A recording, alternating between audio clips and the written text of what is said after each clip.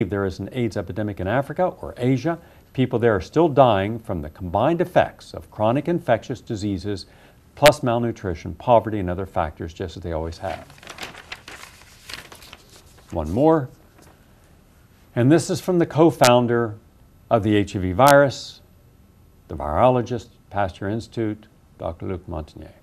Quote, AIDS does not inevitably lead to death, especially if you suppress the cofactors that support the disease. It is very important to tell this to people who are infected. I think we should put the same weight now on the cofactors as we do on HIV. Psychological factors are critical in supporting immune function. If you suppress this psychological support by telling someone he's condemned to death, your words alone will condemn him. We did not purify, isolate the virus. We saw some particles, but they did not have the morphology, meaning shape, typical of retroviruses. They were very different.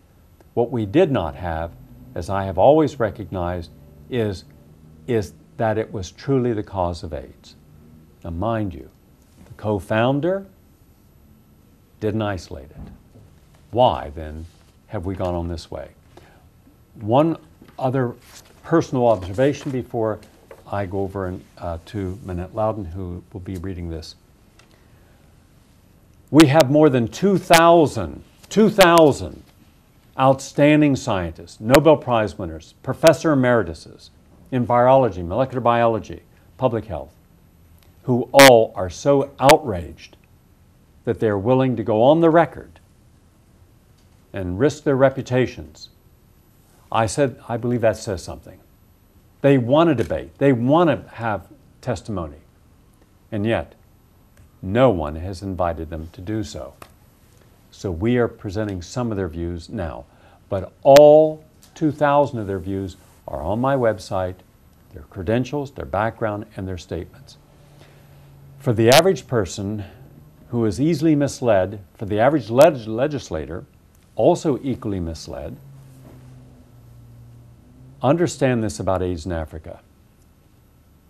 And please share this if anyone knows him with Bill Gates or Bill Clinton, because their efforts could help so much to correct what is wrong in Africa and save lives. Through their foundations and their pharmaceutical company contacts, giving expensive drugs is not the answer. Let's just use one example. Let's use South Africa, the largest country there. You have the largest identified number of people suffering from HIV infection and AIDS in Africa. You have a large African group of industrialists, multinationalists, financiers. They have no AIDS.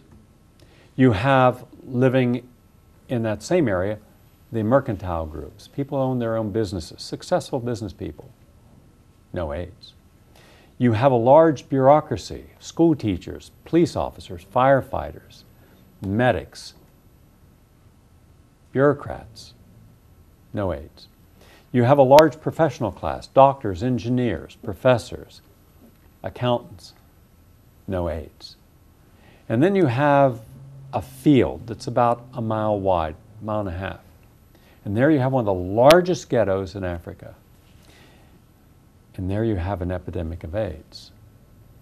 Now just use common sense, no science.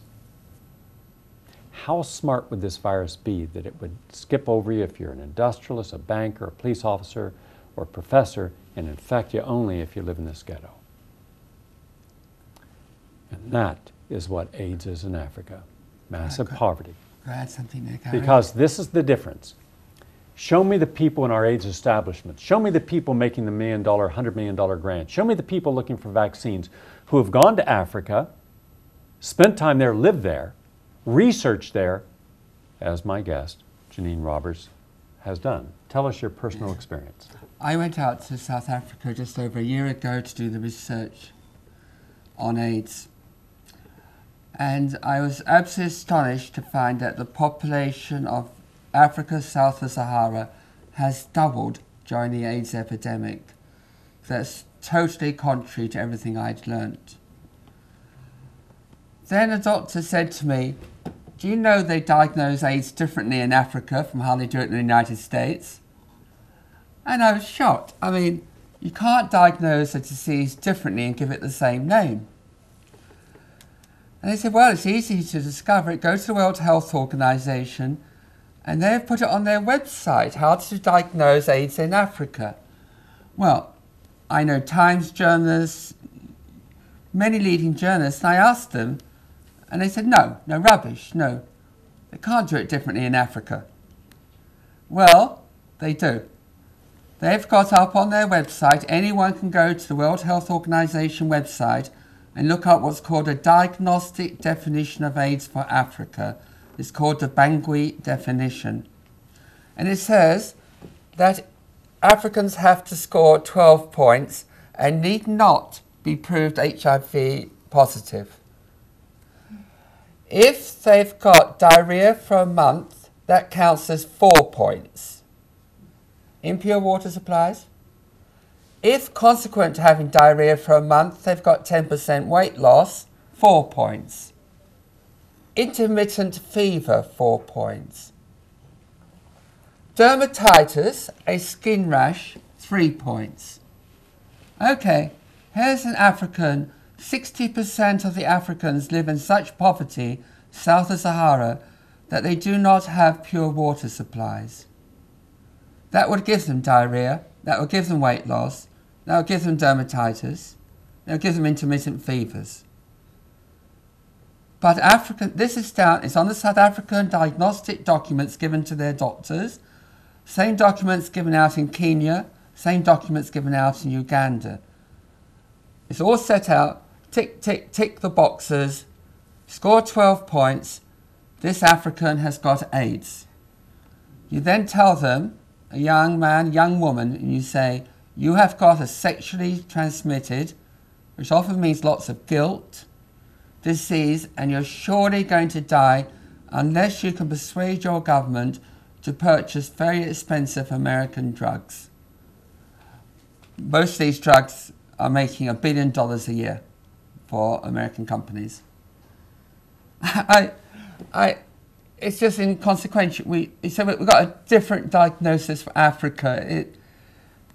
It's stupid. But then if you go to the Centre for Disease Control in Washington and look up the rules for diagnosis of AIDS, it also lists ways of diagnosing AIDS in the HIV negative. There's about 12 different ways of being found to have AIDS in the United States without being HIV positive. And at the same time, they say HIV is necessary for AIDS. I do not understand my own profession. I don't understand why my fellow journalists do not go to the World Health Organization to find out how to diagnose AIDS in Africa. It's simply presumed and logical. They think they do it the same as they do it in the United States. But you know, it was politically necessary in a way because viruses are gender neutral in who they infect men and women likewise. So if it wasn't for Africa, we'd have to say that AIDS is a male disease because AIDS is nearly totally striking down men and not women. They conceal this by giving figures and percentages, but when you get the actual statistics, I'm from the UK, last year's government figures, 47 women and 5,000 men. Also in Africa, the World Health Organization, to save money, extrapolates from the figures that they've done at at the clinic. We know from the manufacturers of the HIV test that pregnancy is a risk factor for testing positive. So they take the figures from the pregnancy clinics in South Africa and they multiply them up to make a figure for the entire country. And yet, currently, the South African government lists AIDS right down below about 5 or 6 other diseases as a killer in Africa. This has outraged the AIDS lobby. And now claiming all the people dying of TB are dying of AIDS in order to be able